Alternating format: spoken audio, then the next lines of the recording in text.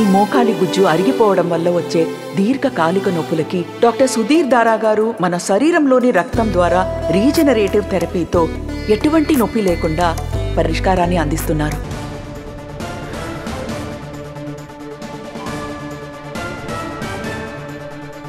Breaking చూస్తున్నాము. ఇప్పటికిప్పుడు ఎన్నికలు అన్నట్టుగా మంత్రులు కష్టపడాలి అని కేబినెట్ భేటీలో సీఎం జగన్ అన్నట్టుగా తెలుస్తోంది. సాధారణం కంటే 20 రోజుల ముందే షెడ్యూల్కి ఛాన్స్ ఉందని జగన్ చెప్పినట్టుగా తెలుస్తోంది. ఇప్పటి వరకు పడిన కష్టం ఒక ఎత్తు, ఈ రానున్న కొన్ని రోజులు మరొక ఎత్తు. మరింత సమర్థవంతంగా క్షేత్రస్థాయిలో ఉండి తీరాలి అని జగన్ కేబినెట్ సహచరులకు చెప్పినట్టుగా తెలుస్తోంది.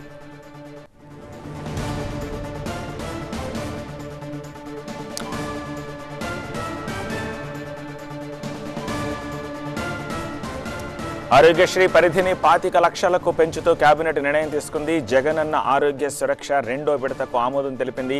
జనవరిలో వైఎస్ఆర్ ఆసరా, చేయూత పథకాల అమలు చేయడానికి నిర్ణయం తీసుకున్నారు. 2750 పెన్షన్ను 3000కు పెంచేలా కేబినెట్లో గ్రీన్ సిగ్నల్ వచ్చింది. విశాఖలో లైట్ మెట్రో రైలు ప్రాజెక్టు DPRకు ఆమోదం తెలిపారు. కుల ఆదాయ ధృవీకరణ పత్రాల మంజూరులో సంస్కరణలకు ఆమోదం తెలిపినట్టుగా తెలుస్తోంది.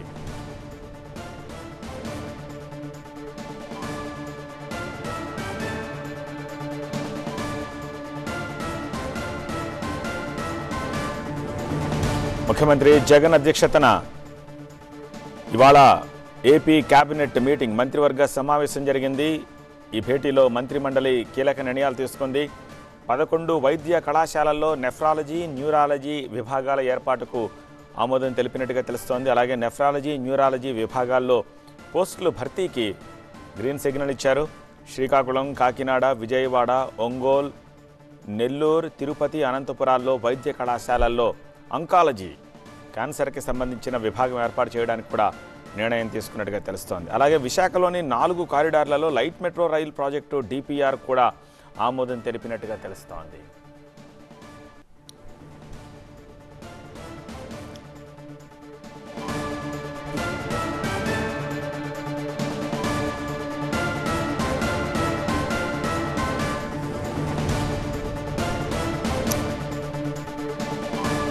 భేటీలో మంత్రిమండలి కీలక నిర్ణయాలు తీసుకుంది. కేబినెట్ నిర్ణయాలకు సంబంధించిన డీటెయిల్స్ని మనం చూస్తున్నాము. మధురవాడలో ఒక ప్రైవేటు విద్యా సంస్థకు 11 ఎకరాలని కేటాయించారు.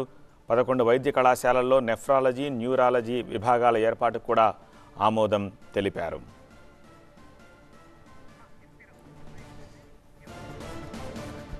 మరింత సమాచారం మా ప్రతినిధి ఎంపీ రావు అందిస్తారు. ఎంపీ రావు, ఇంకా ఎలాంటి డెసిషన్స్ తీసుకున్నారు కేబినెట్ భేటీలో?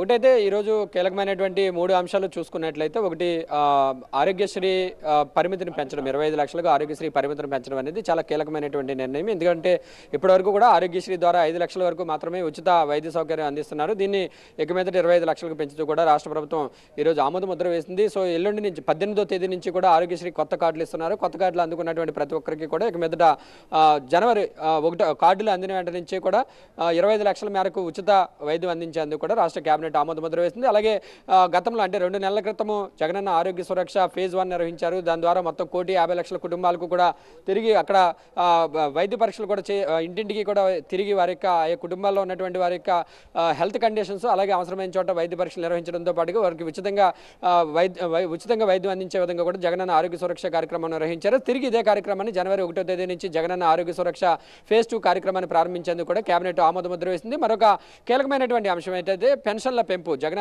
వైఎస్ఆర్సీపీ ప్రభుత్వం ఏర్పడిన తర్వాత అధికారంలోకి వస్తే ఏడాదికి 250 రూపాయల చొప్పున పెంచుకుంటూ 3000 వరకు కూడా పెన్షన్ పెంచుతామని చెప్పి సీఎం జగన్మోహన్ రెడ్డి గతంలో హామీ ఇచ్చారు.